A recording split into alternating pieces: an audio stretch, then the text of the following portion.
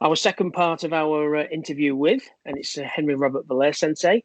Hi, Sensei, how are you? Hello, Andy, how are you? I'm very great. Well, thank you. Thank you. Really looking forward to this second part of the interview. So I'll start straight away with the first question. What was your inspiration to start teaching Kaze Arashi Ryu to the public?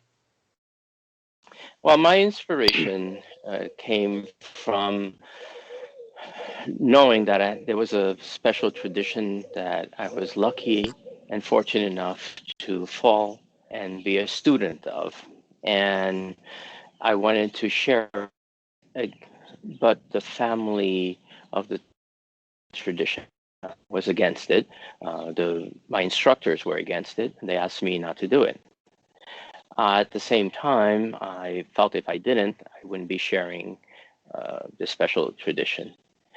So I had a minister who was a chaplain in the military, and he spoke to me and he said, if you to balance your life, if you have something that you feel that would benefit others and benefit you, then you should share it. At the same time, a member of the family spoke to me privately and said, I feel you should share this. I think there'll be benefits for others in it, and proceed. And so I did. And I was fortunate enough to find very wonderful students throughout my lifetime who I benefited from them, and hopefully they benefited from me, and I know they benefited from the tradition as well. Some, of course, not everybody is always happy. There are those who will not be. Of life. When you practice an art, not everybody falls in love with it. Not everybody appreciates it. There are those who do that as well. Okay, thank you, Sensei. You're welcome. Something that's I've always asked myself when I've been on the seminars with yourself is how do you remember all the detailed information? Well, I don't remember everything because it's part of me. So because of training, and I put a lot of hours and years into it, it's part of the way you walk, the way others talk, the way others remember the teachings in grade school, high school, and university. If you put all those years in, it becomes part of you. And the reason it should be part of you because violence does not announce itself. It comes abruptly. And when violence approaches you abruptly, there is chaos. There is chaos in your mind. There is fear. And disorientation. And disorientation comes about thinking.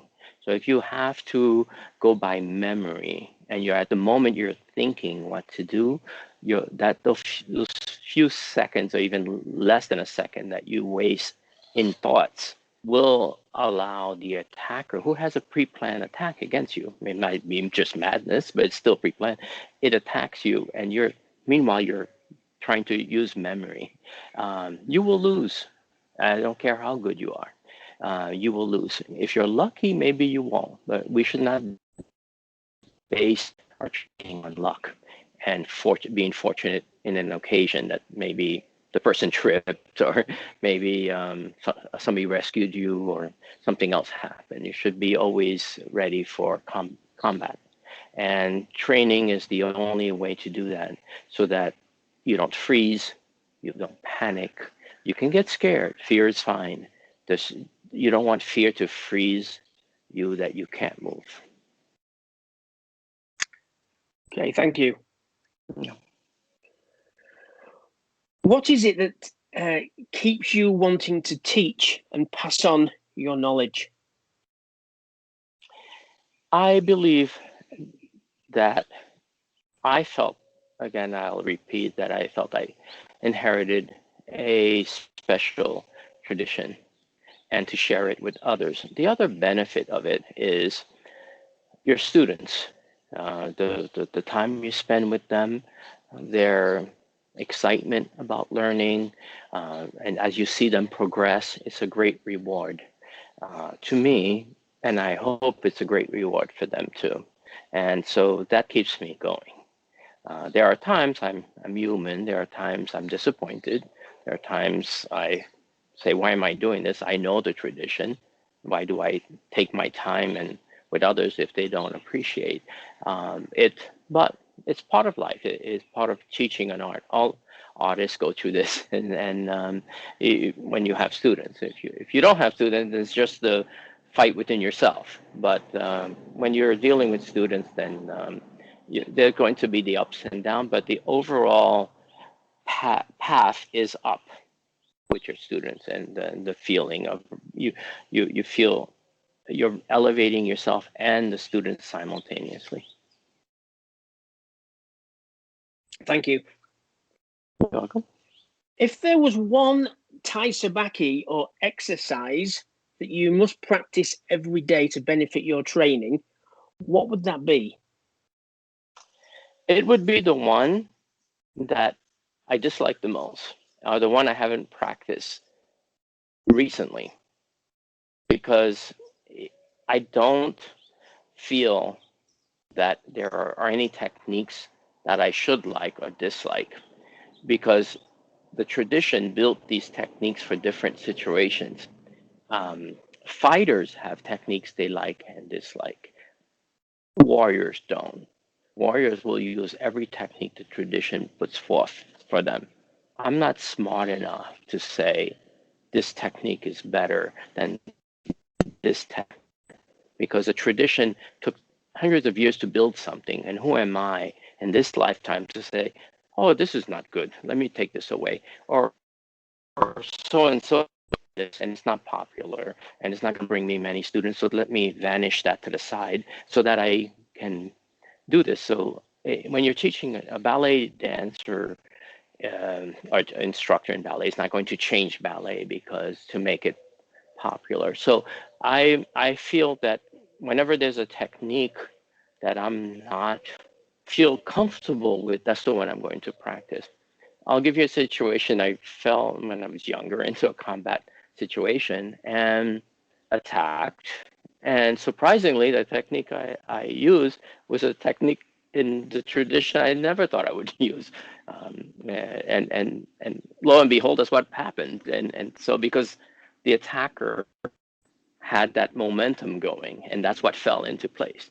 Now, if I, like a fighter, said, "Oh, I have my favorite technique," and try to force it into there, then it would be a grappling situation, a struggle situation. I might overcome the opponent because I have skills, but that's not the way it should be. Because how about if there's three opponents and I'm grappling and holding and struggling, and the other two comes and take me down? So to answer your question, all of the techniques is what I do, and I look at what I'm weakest at the moment, and gain my strength in that knowledge, I should say.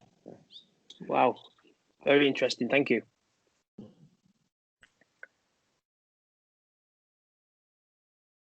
Why is training outdoors so very important? I feel training everywhere is important, not only outdoors, because violence meets you in every venue. Could be a movie theater, could be your inside a small apartment, a studio, could be inside a big hall, could be some at the airport, some hotel lobby, or it could be outdoors. It could be the opponents in a hillside, grass beneath your feet, gravel beneath your feet. If you don't meet nature, and nature is your home as well, right? Your home lives in nature, it's part of it. If you don't learn to do your art in all aspects of nature, then you weaken yourself, because when violence meets you and you're not on the grounds that you're used to, you're going to fumble. And fumble means you lose. Remember that you don't have an opportunity for another fight. You just think, don't look at the word fight, because fighters always have another opportunity. When your violence meets you, violence is very serious. It takes your life. If you're lucky, it may not. But always think that violence takes your life. And to prevent that, you have to be prepared. So when you're in the military, you practice in all outdoors, you practice. So when you're in the police department, they put you inside a shooting range indoors and you're moving straight and shooting at a target that's coming like this towards you.